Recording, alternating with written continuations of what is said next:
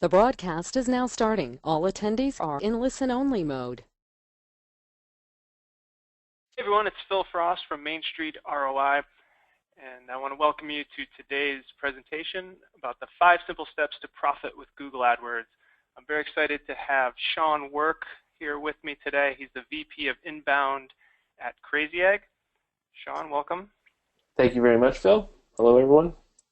And the format of today's webinar will be a little bit different than the webinars we've done in the past. I'm going to present, and then about halfway through I will pass the baton to Sean, and he's going to dive deeper into a very critical area of your Google AdWords campaigns. All right, here's some housekeeping. If you have questions, we'll be doing Q&A at the end, and if anything's urgent, just type that into the Q&A box, and I'll address that as it comes in. I also recommend everyone turn off distractions. I just put my cell phone on Do Not Disturb.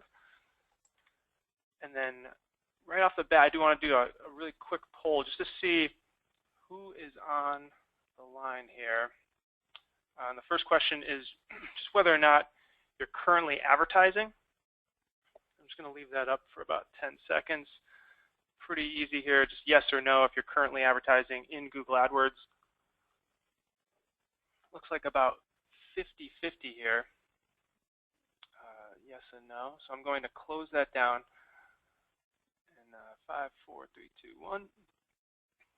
And then the second question here, just to gauge the size of the accounts that we're going to be discussing here. We've got less than 1,000 in budget, 1,000 to 5,000 budget. Looks like everyone is in that range. And then we do have some higher budget options. So again, I'll close that down. And final question here is just whether you're managing in-house or with an agency. It looks like a lot of folks managing in-house with a couple, the vast majority in-house, looks like about 90%, and 10% are using an agency. All right, great. So with that, just good to get a feel for who's on the line and your experience level with Google AdWords. Here's what we're going to cover today. I'm going to talk quickly about why AdWords works so well for everyone that's not advertising. Explain why you should be. I'll go over some of the common reasons why businesses lose money with AdWords. It does work well, but if you make some mistakes, it's pretty easy to lose a lot of money.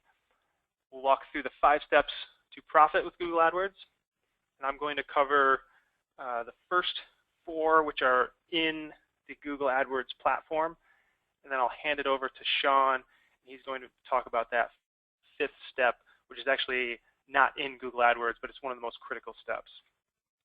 And I mentioned we'll do a live Q&A at the end. All right, so who am I? Why should you listen to me? If this is your first webinar, it's probably what you're asking yourself. Again, I'm the founder of Main Street ROI. Our business provides digital marketing services as well as training, like this training today. And to date, we've helped over 2,000 businesses with their digital advertising. And my thought leadership in this industry has been featured in Forbes, Inc., Mashable, as well as other top media. And I'm also the very proud father of these cute kids. That's Violet on the right. She's she's actually approaching 4 years old, getting old. And that's my chubby 1.5-year-old Emmett, and that's my beautiful wife Erin. We live on the Upper West Side of Manhattan. Somebody said they can't see my screen. I apologize for that. You will want to see this slide. Okay. Thank you, Kayla. Looks like you can see my screen. I clicked record, so we are recording, but did not click show my screen. All right, here we go. So why does AdWords work so well? First reason, it's highly targeted advertising. When it comes to advertising, it's hard to beat when someone goes to Google and actually searches for your product or service. You get the opportunity to show your offer right when someone's literally searching for what you have to offer. Kind of hard to beat that in terms of targeting. It's fully measurable. You can measure how many times your ad is displayed, how many people click on it, and then after they click on it, how many of those folks convert. So that could be filling out a form on your website, could be calling you, or could be coming in and making a purchase in person or even over the phone. And you'll see there is an asterisk there. That is, of course, if you install conversion tracking, and we'll talk about that later. And it's also less risky compared to some of the other advertising opportunities. There's no big upfront fee, so you don't have to lay down thousands of dollars to get started. It's pay as you go, and you can pay anywhere from 50 cents to a couple dollars to some keywords are going to be higher than that in terms of cost, but you're going to pay per click. You're not going to pay fees like you might with a bigger media buy. Now with that, businesses do lose money even though there are some big benefits to Google AdWords. And they typically are because of a lack of planning, and I'll go through that. That's actually going to be the first step that we cover. There is some planning involved to make sure that you have a chance of success when you start your ads. Another reason why businesses lose money is they're not targeting their ideal prospects. I mentioned earlier it's one of the best ways to target your ideal prospect, but if you're targeting the wrong keywords, then that's a big mistake where you'll lose a lot of money. Third mistake is not measuring your return on investment. I just covered that. You need to set up conversion tracking, and I'll talk more about that later. And the fourth reason is not having a congruent message throughout your advertising path. So from the keywords that you're targeting to the ad copy, all the way through to the landing page, and Sean's actually going to talk more about that. So let's dive into the 5 steps. The first step here is to know your numbers. And more specifically, you need to understand how much can you afford to pay per click to generate a new customer. Because again, with Google AdWords, you're going to be paying per click. So every time someone clicks on your ad, you're going to pay Google. So it's critical to figure out how much can you really afford to pay. Is it 50 cents? Is it $1? $50? At what point will it no longer be profitable for you to pay per click for that traffic? To figure that out, you have to know what is your profit per customer right now. So how much do you actually make per customer? What is your target ad profit margin? So you're going to, right now if you got a customer just handed to you, you make a certain amount of profit per customer. But if you're going to pay for that customer, how much are you comfortable taking out of the profit you're already making to pay and generate more customers through advertising? You need to also estimate how many website visitors will actually turn into customers. That will be your website conversion rate. If you get a lot of phone calls that then turn into sales, if that's your sales process, then you need to determine how many phone calls will convert to sales. So what's your phone call conversion rate? And taking a step back, how many website visitors will actually pick up the phone and call you? So if you can figure out these numbers, you can back into how much you can afford to pay per click. I'll show you that. Here's some numbers. Let's say you have a profit per customer of about $1,250. So every time you get a customer, you're going to make $1,250. Let's say your target profit margin is 25%. Let's say that 10% of phone calls will turn into sales. So if you got 100 phone calls, you would generate 10 sales.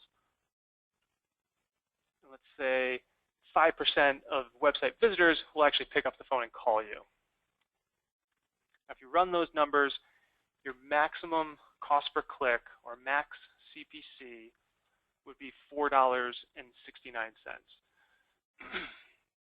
So when you do the math here, this is what I was talking about before, doing the planning stage.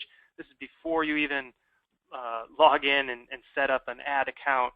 You want to look at your numbers and make sure they make sense, because if you're going out and advertising on keywords that are $10, $20, $30 a click, it's probably not going to work out for you unless your estimates are wrong. On the other side of the fence, you could go out and find keywords that are $1, $2, $3, all the way up to basically $4.69. That's going to be your break-even point. Right, so once you've done that planning, that's a critical step. That's when you want to turn to doing your keyword research, so finding the right keywords to target for your business. And there's really basically three steps or three criteria that you want to review when you're looking at your keywords. You want to first see that they're searched in Google. So if you use Google's Keyword Planner tool, that will tell you if a keyword is in fact searched in Google. If it's not, Google will show you, searches of 0. If it is searched in Google, you'll see how many times it's searched. It might be 10 times a month, 100 times, 1,000 times a month. That'll tell you right away that whatever keyword you thought people were searching is in fact searched in Google. Next, you want to take it a step further and make sure that that keyword is searched by your particular prospects. And that just really comes down to putting yourself in the prospect's shoes and thinking about, is that keyword really searched by your prospect, or is it likely that someone else would be searching that keyword that's really not qualified? And step 3 is actually the most important step or criteria, and that's that the keyword is searched in order to buy your product or service. And we call that buying intent. And that's because there's really two types of keywords. There's keywords where people are looking to make a purchase. They have buying intent. And then there are research intent keywords where people are really just doing research. They're not looking to make a purchase. So you really want to focus in on the keywords that are searched in Google. They're searched by your prospects, and they are searched by your prospects when they are looking to buy your product or service. And here's an example. We'll look at two keywords here, back pain versus San Francisco chiropractor. And this is obviously for a chiropractor doing keyword research, looking for relevant keywords to promote their chiropractic clinic. So here's back pain. I used the Google Keyword Planner tool and determined that this is searched 74,000 times per month. So a lot of searches for back pain. San Francisco chiropractor, on the other hand, is only searched 260 times per month. I want to do another. This will be the last poll, I promise.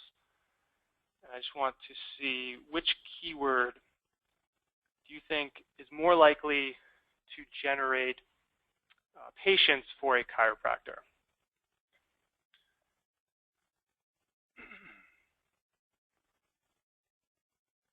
And I'll give that just a couple more seconds.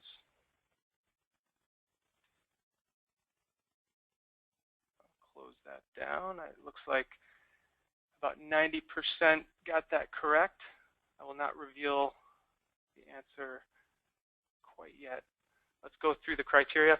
So searched in Google, they are both searched in Google. That's because I gave you the search volumes, so that one was easy.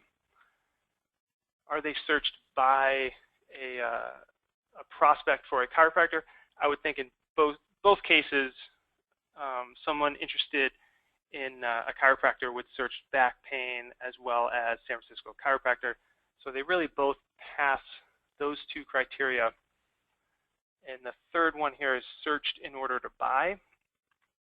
And that's where back pain really doesn't make the cut. Because someone searching for back pain, again, going back to buying intent versus research intent, that's really more research intent keyword. There's not a lot of buying intent when someone is searching back pain. That could really be literally anyone. They don't have to be looking for a chiropractor. They could just have back pain. They could not even have back pain, and they're just doing some kind of research, maybe even for college. But with San Francisco chiropractor, if you think about it, why else would you search for that keyword unless you were looking to schedule an appointment with a chiropractor? So that one does pass the test, and it looks like the majority of you guys guessed that one correctly. All right, step 3 is to write compelling ads. And I want to take a step back and explain why your ads are so critical for AdWords success. It's really important to understand that Google will give you a discount. You'll pay less per click, and you'll actually get a higher ad position if you have very compelling ads that get a high click-through rate. And this is all relative. I always get asked, what's a good click-through rate? Is 1% good, 2%? There's no rule of thumb in terms of what's a good click-through rate. It's all relative to your competition. If your competitors are getting 10% click-through rates, you need to have at least 10% or better. So with that in mind, you need to be getting better. You need to basically write better ads than your competition so that you can get a discount on your ads and get better positioning. And I will prove why this is the case with a quick example. So this is 2 advertising examples. Let's say advertiser A has a $1 CPC or cost per click and has a click-through rate of 5%. So 5 out of 100 people will click on that ad. If you multiply those, you can see that Google is making 5 cents every time they show advertiser A in the search results. So that's how much money Google makes, 5 cents every time they show that ad. Whereas advertiser B is actually paying $3 cost per click. So $2 more per click they're willing to pay, but their click-through rate is only 1%. And because of that low click-through rate, Google only makes 3 cents when they show this advertiser's ad.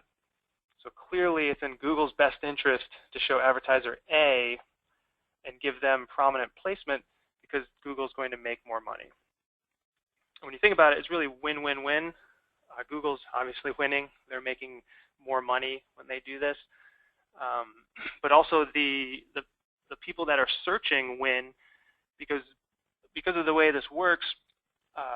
That higher click-through rate is basically people are voting for those ads. They're saying, hey, I like this ad. This is it looks like this business is providing what I need, so that's why they're getting a high click-through rate. So the people searching are actually winning. They're getting and finding what they need. And as business owners, we're winning because if we write really good ads that get higher click-through rates, as you can see here, we can actually pay less per click than our competitors.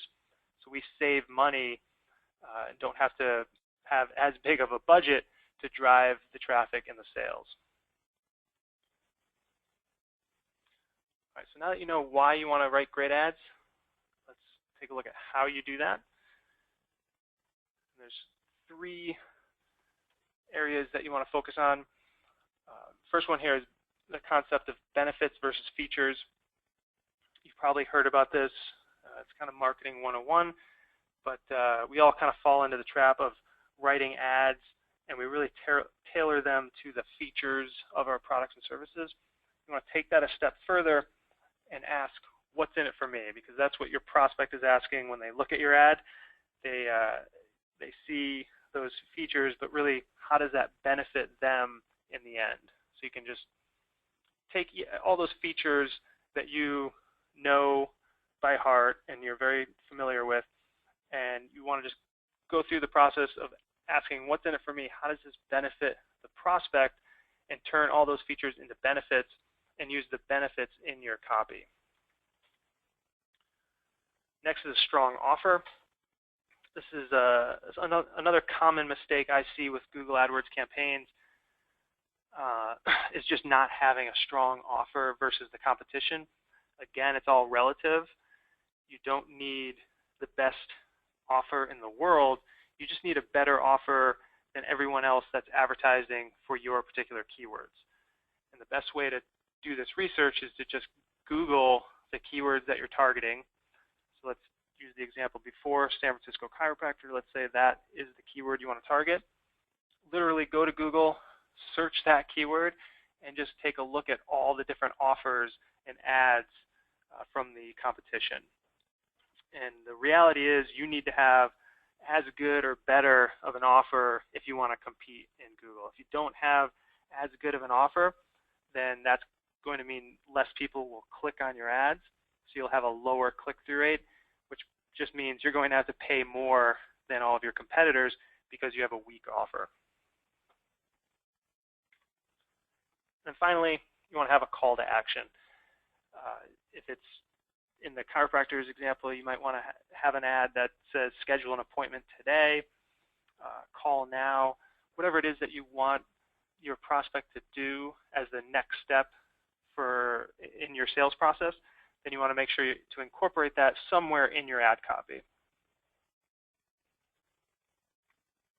And here's an example for one of our San Francisco chiropractor clients, SF chiropractor, caring San Francisco chiropractor, so focusing on the caring benefit, get relief now, again, focusing on the benefit of relief, and then the call to action, schedule, and save 50%. As you can see, the offer here is 50% off, and more specifically, this was 50% off first-time patients only.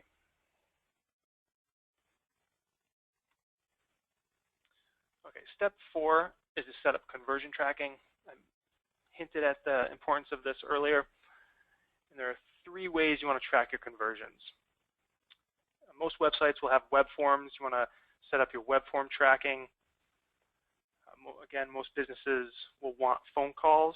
In that case, you want to set up phone call tracking so you can see exactly how many phone calls are generated from your ad campaign.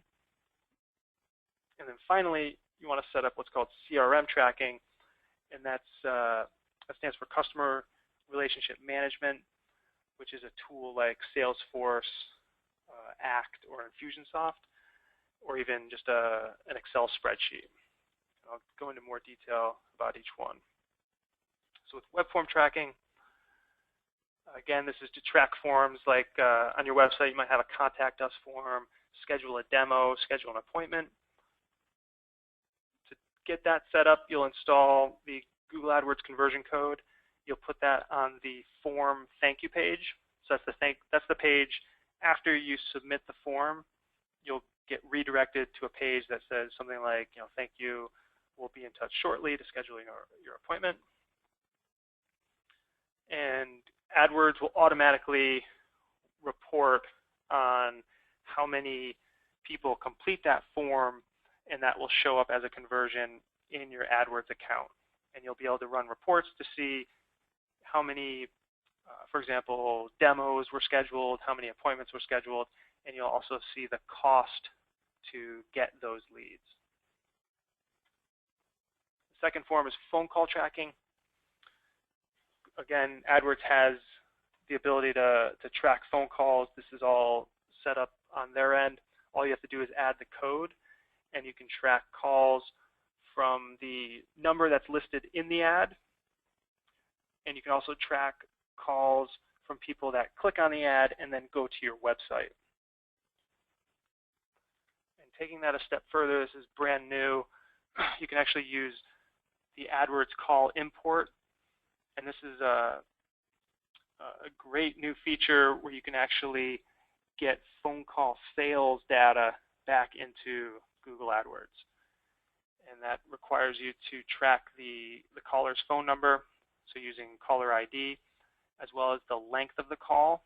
As long as you document that, you can then track how many of those phone calls turn into sales, and then import that back into Google AdWords and see all of the phone call sales data in your Google AdWords account. And the final tracking technique here is CRM tracking. Again, a CRM is a Salesforce Act. We use Infusionsoft, or you could just use an Excel file or a Google spreadsheet, and that's just a way to track your leads through your sales pipeline. And then you want to document the source of the leads and track them in your program all the way through to the sale. And then you can also import those offline sales back into AdWords, and AdWords will match up all of those sales back to the ads and the keywords that generated those sales. Step 5 is actually to create a high converting landing page, and that's where Sean is going to take over here. So let me switch the presenter. Okay, Sean, you should see that on your screen.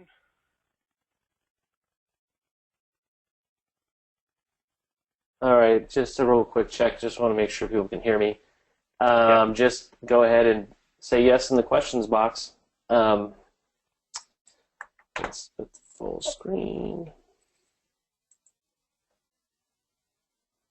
All right, and you guys can see my main screen, my PDF here.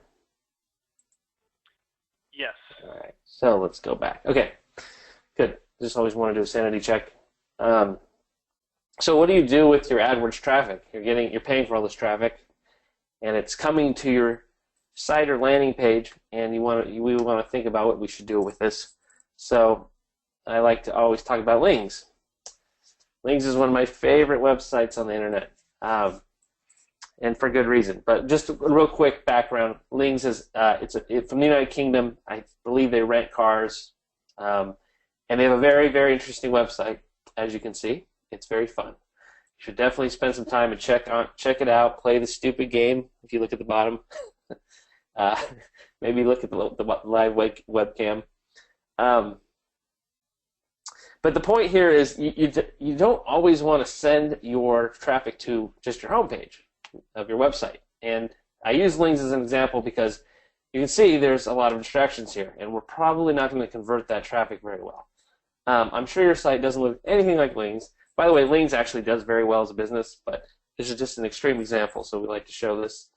And the point I'm trying to make here is the #1 killer of conversions is too many calls to action. Okay? So if you look on this screen, every single button and link and form field is a call to action. So I always tell everyone, get into a habit of counting all your calls to actions for like your homepage, for your landing pages. It's a good idea to see, like, wow, I have multiple places where people can click and go to. Am I actually getting them to go towards the goal I want them to? If I actually sat here and counted all of Lings' calls to action, I'm sure there's hundreds, right? So that's dividing our chance of success. So you generally want to send your traffic to a dedicated landing page and not a home page. This is a key difference that a lot of beginner pay-per-click users fall into the trap of, is they'll send their traffic all to their home page. A landing page is a dedicated URL or a link designed to fit the messaging of a specific marketing campaign. Now you should have more than one landing page, because you're probably going to be running multiple ads, and you probably have different marketing campaigns going on there other than pay-per-click. And in each case, you want to send that traffic to a specific tailored landing page that matches the messaging of the overall marketing campaign. Let's go to this one. And this is a nice little infographic made by Kissmetrics. And this is called the blueprint to a perfectly testable landing page. So here's the blueprint. And the first rule of landing page design is there are no rules, kind of like Fight Club. All these regions that are laid out here, they can be rearranged, removed, or even doubled or tripled up. Sometimes what happens is you have a landing page where you might want to talk at length about your service, your benefits. You want to have testimonials. You want to convey trust in your landing page, and having multiple CTAs that are the same CTA is actually a good strategy. But again, there are no rules, right? And we'll get into why that matters in a second. So let's go over some real landing pages right now. This one's called Badger Ride Service. I thought it was a local taxi cab service, but I think it might not be just a local business. I think it's just a ride-sharing service. And I wouldn't say this is the best landing page I've ever seen. Obviously, this is a mobile landing page, but there is something, compared to the things I was looking at, it's actually not that bad. If you count the number of calls to action on this landing page, is about 10 to 11. I think there could be less. But one thing I do like is the main call to action is actually pretty visible and big. Click to call for a ride. That seems like what they want you to do. Order a cab online. That might not be necessary. I might not want to have that there if I was designing this. And I might want to get rid of these things, these Facebook, Yelp, and Google Plus buttons at the bottom. I mean, I don't need them looking at my Facebook page right now. I need them to be converting into an actual goal. So, but overall, this isn't a bad landing page. Now, this is just my opinion right now, so we'll get into why my opinion doesn't really matter in a second. Okay, I found this landing page recently when I did a search for, I think it was buy home, and obviously this page, their ad showed up. I clicked on the ad, it went to this landing page. This is a real estate agent in my area. I don't know what her goal is, so I can only make assumptions here. And of course, even though I'm not going to talk greatly about this landing page, but this could be working for her. If she just makes one sale this year, chances are all this Google advertising that she's doing will have a positive return on investment. So I have no idea if she's measuring it. I don't know, right? The interesting thing here is if we start looking, this is just, and I only took 4 screenshots of this landing page. That I could have taken 20 probably, because the page scrolled down and down and down and down forever. And if we look at the number of calls to action, it's infinite. We have every possible social media button in the top right corner. We have a pretty interesting looking, I believe that's a language selector, which is kind of a cool thing. You know, if you have a lot of international people looking for property, that could be very useful. Again, it's a little confusing. There's a lot going on. We have looks like we have a listing database form to the left in the left picture. We have images of different listings. If we scroll down further, we have recent blog posts. I don't know if I want to pay to have people read blog posts all the time. Then we have a video that doesn't fit in the screen very well, but there's a video, and it goes on and on and on. So there's a lot going on in this. But I do want to make a slight note here that I believe I searched for buy home, and that's a pretty strong intention. So keep that in mind later on, okay? My initial thought is if I were a real estate agent, I would probably want a really highly professional looking, top-notch site, really good aesthetics, explaining to my clients, I want them to trust me. I want to explain to them this is the most expensive transaction in their lives. I want to show my credentials. I don't want to have too many links. I just want them to believe that I'm going to be the right representative for their transaction. I probably wouldn't show all these properties. I probably wouldn't have a listing database. I don't want people getting lost in some looking for homes. I actually just want to make the connection with them. But that's just me. So let's move on to this page. All right, so this is another landing page I found. And this is how the pros do it. They are a landing page service, right? So they should have the best landing pages. This is what they sell. And I mean, it's a great example, right? They only have 2 calls to action. They're the exact same call to action too, so it's going in the same place. We're not dividing anything by having multiple navigation links, links to blog posts, links to social media buttons. It's very, very focused. Very strong, bold headline. the most powerful lead pages, a value proposition. There's lack of clutter, and I would use this as a model if you're going to create landing pages. Right? This is a great template to work off of. Nothing here is displeasing to the eye. The design looks very up to date, very current. Looks good. So all the examples I showed you, I don't know which one of those is the best performing landing page. I have no idea because I'm not running the tests. I'm not running the ad campaign. That was just all opinion right there. So the only way to know how to improve those pages is through super tedious testing or a magical little tool that I'll show you a little later. So let's go into what it takes to do testing. So what you need to do to perform, and they call this A/B testing, that's the technical term. Other people just call it testing. So what you need to perform landing page tests is you generally need a lot of traffic. And when you think about AdWords as a source of traffic, you don't always get a lot of traffic from AdWords. You get so many clicks a day. And we're going to go into the math on how many clicks or how many traffic you need. The other thing to keep in mind is the traffic that you need is the traffic that ends up on your landing page, not to your website in general. So you don't want to go to Google Analytics and go, I have a bunch of traffic coming to my entire website, because that doesn't really matter. We just need the traffic that gets to the test. So that's a very important thing to remember. So you need to be comfortable with your testing software. There's tools out there like Unbounce and I think Visual Website Optimizer. You would have to actually subscribe to these tools to do website testing or landing page testing. And you need to be comfortable with statistics. So there's some math involved here. So let's just go over this first example. This is a sample size calculator, and I linked to it below where I found it. You can play with this tool by going to that link. It's a pretty simple tool to use, but let's see, I want to know if I have enough traffic to even start testing. That's the first thing you have to do, is find out if you have enough traffic. So the population is the amount of unique visitors we have going to our landing page over a certain period of time.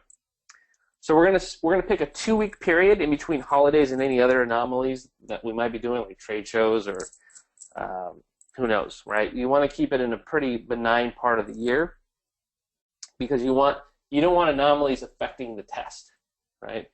And 2 weeks is a pretty good business cycle because you're going to cover, like say, a Monday through Sunday and another Monday through Sunday, and so you have 2 weeks of solid testing grounds to work with. So we're going to say that over that, in this case, we had 3,182 unique visitors come over this two-week period.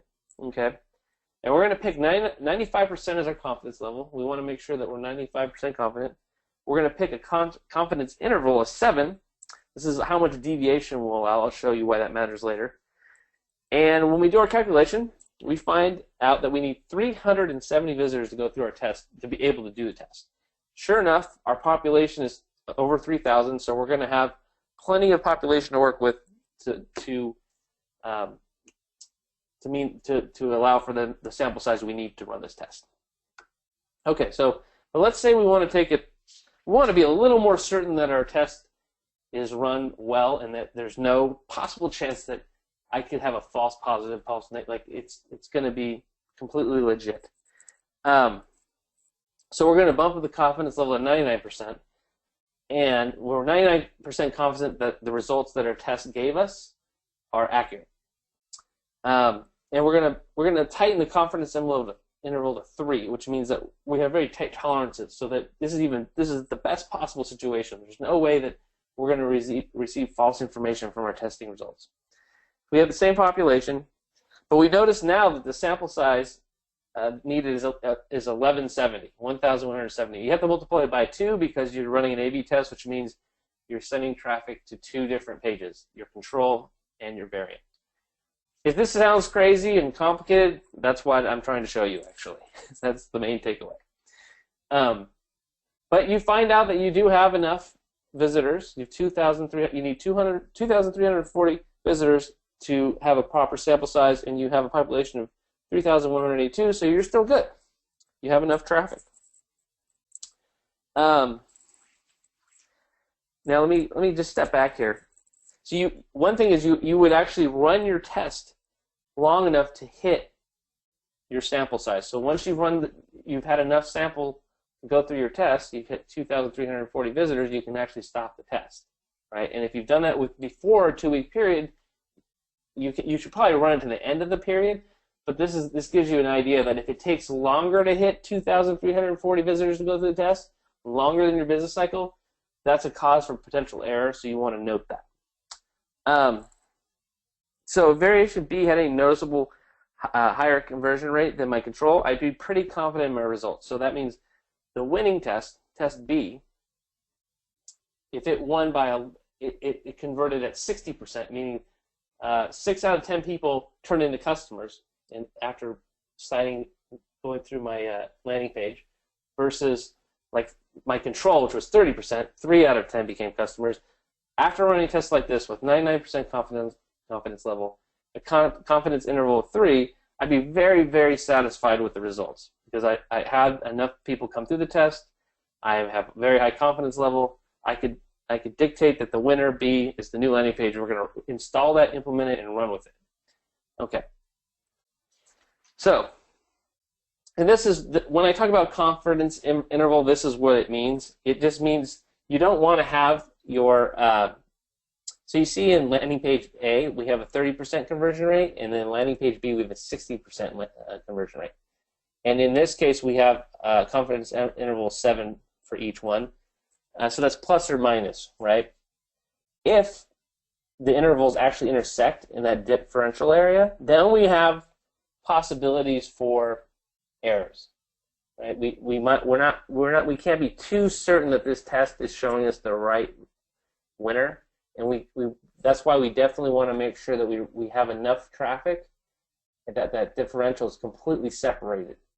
Okay, so this gets complicated, and I'm sure a lot of you don't want to do this type of math. It's scientific testing, right? So, and then here's a case where this is probably more common with smaller businesses. You actually do your sample size calculations, and you find out, oh my gosh, I don't even have enough traffic to perform a correct test, right? If you're only getting, if you only have 130 people coming to your landing page over a two-week period, and you find out you need 244 to go through your test to make sure you have confidence in your test, you don't have enough traffic. And that's one of the biggest problems with landing page testing, especially for small businesses, especially for AdWords when you don't have much traffic. If you're doing general organic traffic from search engines, you're not doing AdWords, then usually testing works out a little better. So what do you do? Heat maps. That's what we do at CrazyEgg. So heat maps make life easy. Heat maps show you where your landing page visitors click, tap, and scroll. You can see where they are clicking and tapping, and then you get a pretty good idea of what's working and what's not. And you don't have to do math because it's visual. You can see what's happening. You can make a change, and then you can just look and see if the change created the results that you want. So here's a example from our blog. What is being shown here is the heat map, and the sections where are lit up on the page, that's where people are clicking and tapping. And what's interesting actually is if you look down at the bottom, it's pretty hot, and what these are hexadecimal color choices. So this is a blog post about color palettes. These are very popular colors that we found, and people are very interested in these colors, and they're copying and pasting these colors to go research them or use them in their own designs. We also see a lot of people are actually touching our sign-up form in the top right corner, which is a good thing. That's kind of what we want. We can also see that there's people touching the title, 10 beautiful website color palettes that increase engagement. Looks like people they're actually copying and pasting this title to put into social media, say Twitter or Facebook. So we can kind of see how the behavior of the page is through the heat map. So this is kind of like a landing page. It's actually someone's homepage, but this reminds me of a landing page the way it's laid out. And this is our other report confetti. So instead of showing you a heat map, it's showing you these little dots where people click, and those dots are usually you can set them, but we'll say these are coming from referrer sources. So like the red will say who's coming from Google, green will say who's coming from pay-per-click. But the point is it's showing you where people are clicking. And we can see that the attention is pretty scattered on this page. And this is when you take your control, which is the landing page you initially started with, the one you initially built and put out, and you can say to yourself like, oh wow, I don't think I'm getting the performance I really want. I want to improve this landing page. I want to convert more customers. So what do? I run the heat map, and I see that, oh my gosh, my attention span is all over the place. I have multiple calls to actions. I have this navigation bar up here where people are clicking on. I have people clicking on blog post links, and the conclusion you come to is like, I have too much going on this page. I need to reduce the amount of calls to action. And I can see that there's a lot of attention in the right-hand corner, so maybe I want to focus my main call to action in that top right-hand corner.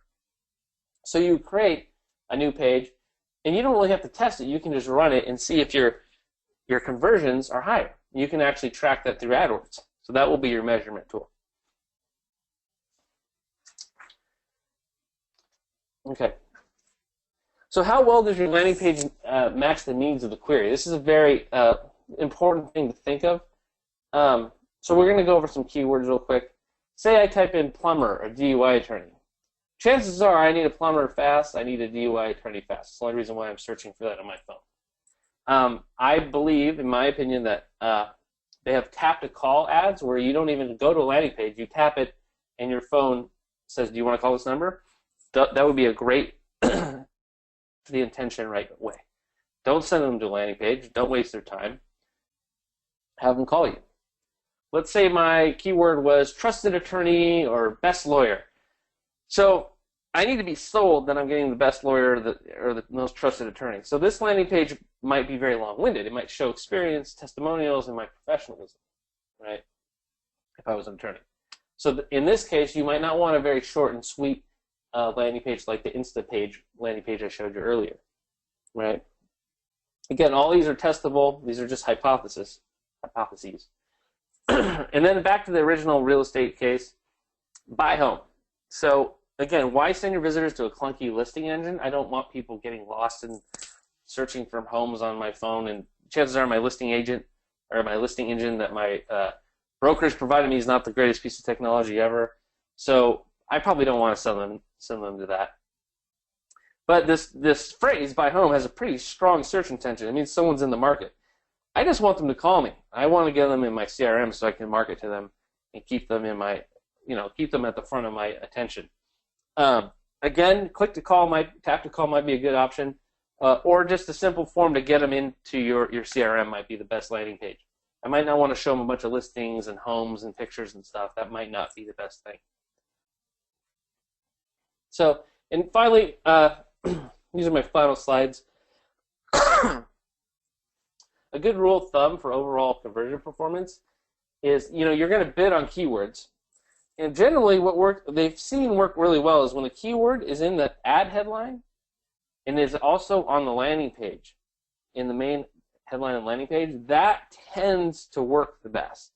Right? There's actually tools like Unbounce has something called dynamic text replacement where it'll take your keyword and it will make sure it shows up in the ad, or actually AdWords does that, but it'll also make sure it shows up on the landing page. So the keyword that searcher searches for will actually dynamically change on your landing page, so you don't have to make thousands of landing pages so that you have every variation covered. Again, this is just a rule of thumb, but keep that in mind. If you have the keyword that's in the ad headline, also on the landing page, they tend to convert better. So if you have any questions, I'm on Twitter a lot. You can reach me at SeanVWork, or you can reach me at my website, SeanVWork.com. I'm going to hand over the controls to Phil here. Excuse me. All right, thanks, Sean. That was great. You can see my screen? Yep. All right, perfect. That's Sean's mugshot there. All right, so let's do a quick recap, and then we'll jump to the Q&A here. I talked about knowing your numbers. Just take the time to just make sure advertising is going to work for you in terms of your value per customer, and the cost per click you're going to need to pay. That's a critical step. We talked about choosing the right keywords that have buying intent, not the research intent type keywords. You want to write compelling ads with a strong offer, focus on the benefits, not the features. Make sure you have a call to action. We talked about setting up conversion tracking. I talked about 3 different types of conversion tracking: your web form, tracking your web form submissions, your phone calls, and even your offline sales through your CRM. And then Sean went into details about creating a high converting landing page, making sure you're split testing, and went through even the importance of congruence. So I touched on that earlier, and then Sean emphasized it even more in terms of having that keyword in your ad matched on your landing page. I do want to give you a gift for all the attendees. I have a special AdWords bundle. It includes 2 training courses, a step-by-step guide to creating a profitable AdWords campaign, so a setup course as well as an optimization course. Those are both $97 courses, as well as AdWords campaign audit, which is normally sold for $300. So it's a total value of $494, and I'm actually going to give that for only $97 for attendees of this webinar. You can get that by going to mainstreetroi.com/AdWords. And next we're going to dive into Q&A. I see we've got some questions. First one here from Jan. This is for Sean, asking, what confidence interval are you suggesting we use related to split testing? Well, it depends on how. 95% is usually probably good enough. If you want to be really certain, you bump it up to 99%, but you're going to need more traffic usually, or a bigger sample size. So, but remember in AdWords, you're only testing the traffic that's coming from AdWords. So if you get a lot of traffic from AdWords, that's actually pretty amazing, because usually, you get 40, 50 clicks a day, I guess, on average. I don't even know what an average AdWords account gets, but that means you have to run a test for a very long time, too. So keep all that in mind. And Todd asked a good question here. So he's asking, what does Sean do? What's his business and service? So what do? I run marketing at CrazyEgg. So most of my job is to just keep our blog going and do a few email promotions. And then in terms of CrazyEgg, I didn't do an intro, so I apologize for that. But Sean, if you could... Let me explain what CrazyEgg is real quick. Yeah, CrazyEgg is the heat map tool I showed. And so we help you visualize where your visitors click. So you run CrazyEgg on your website or your landing pages. You just simply install our tracking code, and it will display reports for you over say like a couple weeks. And it'll show you everywhere people clicked, and you can see the concentrations. And that can help you. That gives you insight in as to like, oh, is this how I want my website to perform? This is where I want people clicking, and those insights you take away are very helpful when you want to improve the conversion rate of a home page, of a landing page, of your overall site. Okay, and then Todd had a follow-up question. Why do you need to log into Google to use the heat map? Okay, so that's a great question. So that's our sign-up page. We do have an alternate page I can give you to sign up that's on a different URL. We just found that's converted really well for us, and it's improved the business tremendously. That's why we have that type of homepage. So that's one of the beauties of website tests. You learn these counterintuitive things about doing business online that work really well for you, right? So we get that question a lot, but it turns out it helps our business tremendously. All right, I have a longer question here from Allison. She has to run to a meeting soon, but when testing to see which keywords and ads result in the best ROI, what is a good time period to test? Is it 90 days or can it be shorter? So Allison, just to clarify that, you're talking about testing keywords and ads in Google AdWords. How long does it take? And that depends on the search volume for those keywords. So if they're only searched, let's say, a couple times a day, it's going to obviously take longer to test those keywords versus keywords that are searched hundreds of times per day. So that's the main variable. And then the other key variable that we've been talking about is the conversion rate. So just because you're getting clicks doesn't mean those are turning into sales. So you need to make the two main variables are how many times that keyword is searched, and then what is your conversion rate. And the conversion rate is going to depend on your offer. If you're trying to sell something high priced, that's going to have a longer sales cycle, or you could be just giving away something for free and just trying to drive leads that way, in which case you could have a pretty high conversion rate, and that will cut down on your testing time. Sean, anything to add there? Yeah, that's. I think you nailed it. Okay. Yeah, unfortunately, Allison, there's no exact time frame I could give you because there's a couple key variables there. The other key variable would be your click-through rate. So how many times it's searched, how many times you're getting clicked on, and then your conversion rate, which depends on what you're offering.